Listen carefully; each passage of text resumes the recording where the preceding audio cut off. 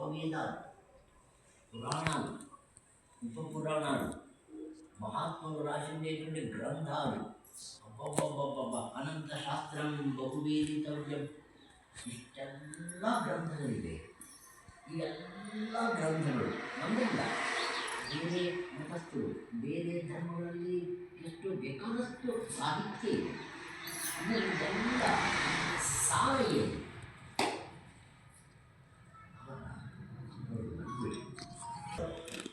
ಒಬ್ಬ ಮೇಷ್ಟ್ರಿಗೆ ಇರಬೇಕಾಗಿರೋ ಲಕ್ಷಣ ಏನು ಅಂದರೆ, ತಾವು ಹೆಂಗೆ ಅರ್ಥ ಮಾಡ್ಕೊಂಡಿದ್ದಾನೋ ಹಾಗೆ ಎದುರುಗಡೆ ಇರ್ತಕ್ಕಂಥ ವ್ಯಕ್ತಿಗೆ ಅರ್ಥ ಆಗುವ ಥರ ಹೇಳೋದು ಮೇಷ್ಟ್ರನ ಒಳ್ಳೆ ಲಕ್ಷಣ.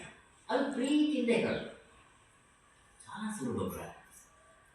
మనకు భగవంతుడు 4 ఇచ్చినాడు, ప్రధానంగా 3 ఇచ్చినాడు, ఇంకోటి తానే ఉన్నాడు.